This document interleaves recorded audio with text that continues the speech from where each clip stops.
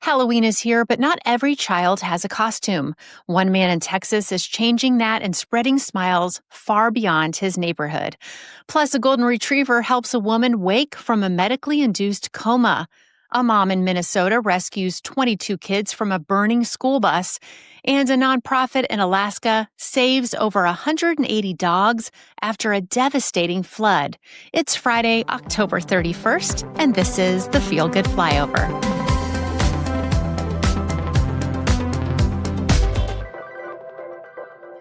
Hi, I'm Amy Hess, your host for the Feel Good Flyover.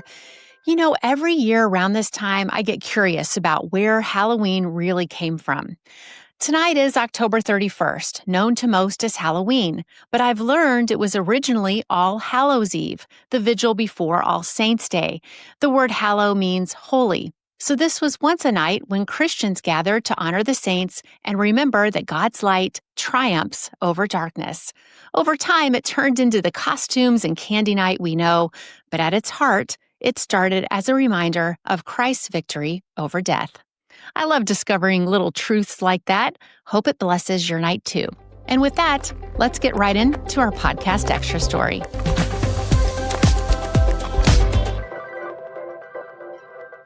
For many kids, Halloween means candy, costumes, and excitement. But what happens when a child can't afford a costume? That's where one man is stepping in to make sure every kid has a chance to dress up. Christoph Wagner has turned his love for creativity and community into a costume giveaway that's spreading smiles far beyond his neighborhood. Here's my conversation with him earlier this week. Well, let's talk about October's Child. How did it all begin? I moved into a neighborhood and I talked to the neighbor to ask if they had trick-or-treaters, and she said, oh yeah. So, I did up my garage and I dressed up and everything and had so much candy and had the trick-or-treaters. And while you're waiting for the next bunch, you're just watching. And you can tell that people came to the neighborhood and they were looking at other costumes. I mean, we still do that as adults, wish we had what they had or whatever. And it just hit me because of the job I have. I work for a mystery shopping business consulting company. And when we do mystery shops, we have to make purchases. And so I kind of combined the two. And if I was going to make a purchase, I started buying Halloween stuff and thought, I can just do a little giveaway to the next year. And that was in 2016. And I did it in 2017, the first year. Now, has it evolved since then? You're buying some costumes, but you're also maybe thrifting and transforming costumes? It's very much evolved. That first year I had a bar kind of like this, but it went across the garage and had costumes hanging, and you had to go through them to get to the table in the back that had some wigs and some hats on it and some masks. And then there were maybe 100 pieces. I'm not sure. And that was just mostly word of mouth. People told people, and then the people looking for yard sales. And it went really well. And so it got a little bit bigger and it filled up the garage more. And then I moved to an apartment, didn't have a space, but they let us use the park, and it just got a little bit more. And this last year we had 4 10 by 30 tents and 4 10 by 10 tents. And it was crowded. And we gave away over 1,800 costumes. I do most of it through thrift and resales and stuff like that. And everything I get, I wash. If it needs stitching, I'll stitch it. Amazing. That's amazing. Yeah. Well, do you remember one child's reaction that really stayed with you? One of those moments that just made you go, yeah, this is why I'm doing this. That very first one, there was a child that came in and he found his costume. But before he found it, he came to me and he had a costume. And he brought it to me and he says, I am too big for this. And my mom said that you could probably let somebody else have it. It doesn't matter when I tell this story, it gets me. Because, Yeah. I mean, the parent really was teaching this child. And at an early age, he understood, how to help somebody else. Mm-hmm. And so he was my first donor. Well, when Halloween night finally arrives and you see those kids in the costumes that you've rescued or remade or bought or it's been donated, what goes through your mind? That first year, that was really cool because there were a lot of them that actually came up to me and said, that they got it. Do you remember me? And that just makes me feel so good because they're proud of what they got. And I had something to do with that. And that again, it's better than candy. We were talking before we really kind of started recording here about other states and how they can do this too. And you were mentioning that people have contacted you about kind of almost franchising this, right? And opening up other locations. Yeah. I mean, I've had people that they already are doing something similar. There's a store, I feel like it's in San Antonio, that does resale of clothing, but he's making a collection of his costumes that are left over to send to me.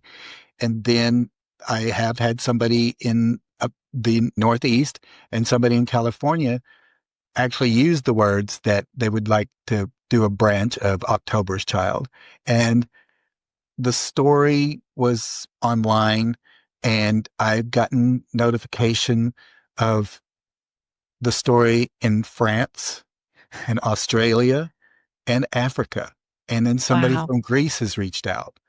That is That's one thing across the state or something across the US, but in other countries, people are taking notice of it. And that I didn't even contemplate that. So I would imagine that it must feel amazing to inspire somebody to action. It's one thing to have someone say, oh, that's great, but there's nothing that's done. But when someone's inspired enough to actually do something about it and put that into action, that must be so rewarding. it really is something that it's a lot of work, but I wouldn't trade it for anything. Christoph Wagner's October Child reminds us that sometimes the best treats aren't candy. They're the smiles, creativity, and generosity shared with the next generation. If you'd like to help make Halloween special for kids next year, go ahead and check out October's Child, linked in the show notes.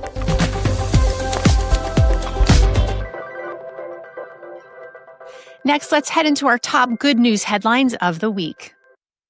First, a Florida woman credits a golden retriever named Scrunchy with helping her wake up from a medically induced coma after surviving a massive medical crisis. Priscilla Timmons, 39, suffered a pulmonary embolism in March that triggered 3 cardiac arrests and organ failure, leaving her with just a 10% chance of survival. While Timmons was still unresponsive in the ICU, Scrunchy, one of the hospital's therapy dogs, nuzzled her hand, prompting her first movement and sparking her recovery.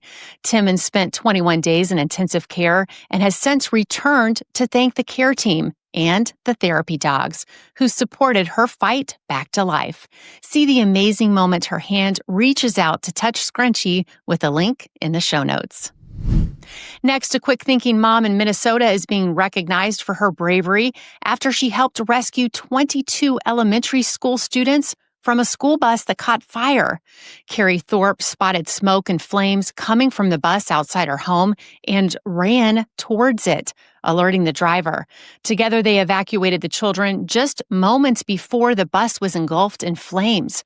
Her Ring camera footage, which we've linked in the show notes, later show the kids safely gathered outside as tires exploded and the fire spread. Parents and school officials have praised both adults for their fast, fearless response. And finally, a nonprofit in Western Alaska has rescued at least 180 dogs and 1 classroom turtle after flooding from Typhoon Halong left remote villages underwater and cut off. Bethel Friends of Canines, with help from pilots and locals, has been airlifting animals out using whatever's available, including backpacks and plastic totes. Most of the dogs are being reunited with their families, while unclaimed pets are placed in foster care or posted online for ID. The group is still responding to calls, especially for scared dogs hiding in the debris. Quote, everyone knows everyone's dog, one volunteer said, and they're not quitting until every last one is found. More good stuff and Amy's altitude check are coming up, but first, a word from our sponsor. Globally, 5 billion people lack access to surgical care. In sub-Saharan Africa, there's only one surgeon for every 200,000 people. For 45 years, Mercy Ships has been helping to meet this need with state-of-the-art hospital ships. They provide safe surgery to children and adults with treatable conditions, and it's completely free of charge. Mercy Ships provides life-transforming surgeries for people who have little to no access to medical care. They help the blind see, straighten twisted limbs, remove deadly tumors, treat cleft conditions, and so much more. They bring hope to so many people with no other options, and amazingly, they do all of this work with an all-volunteer crew of professionals who donate their time. From surgeons to stewards, nurses to engineers, physical therapists and teachers, the all-volunteer crew give their time and talents to make the world the best place it can be. Your donation today will help provide free, safe surgeries to people in desperate need of help. You can change a life. Please donate today at mercyships.org/flyover. Again, that's mercyships.org/flyover. Learn all about them with a link in today's show notes.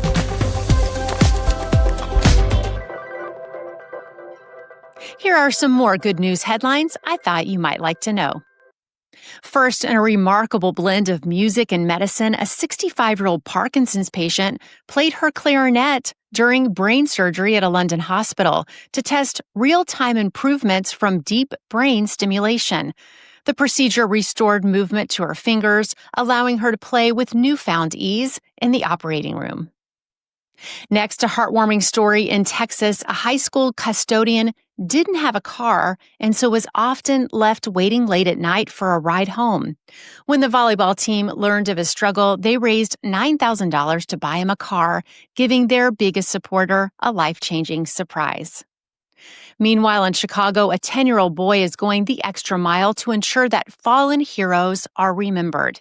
He has completed 17 tribute runs with Running for Heroes since April, writing a letter to the hero's family and carrying an American flag the entire mile. And finally, scientists have discovered that laughter floods the brain with oxygen-rich blood, nourishing neurons and clearing waste buildup. The boost in circulation may lower the risk of Alzheimer's disease while keeping the mind sharper and more resilient. Want to learn more about any of these stories? We've got them all linked in the show notes.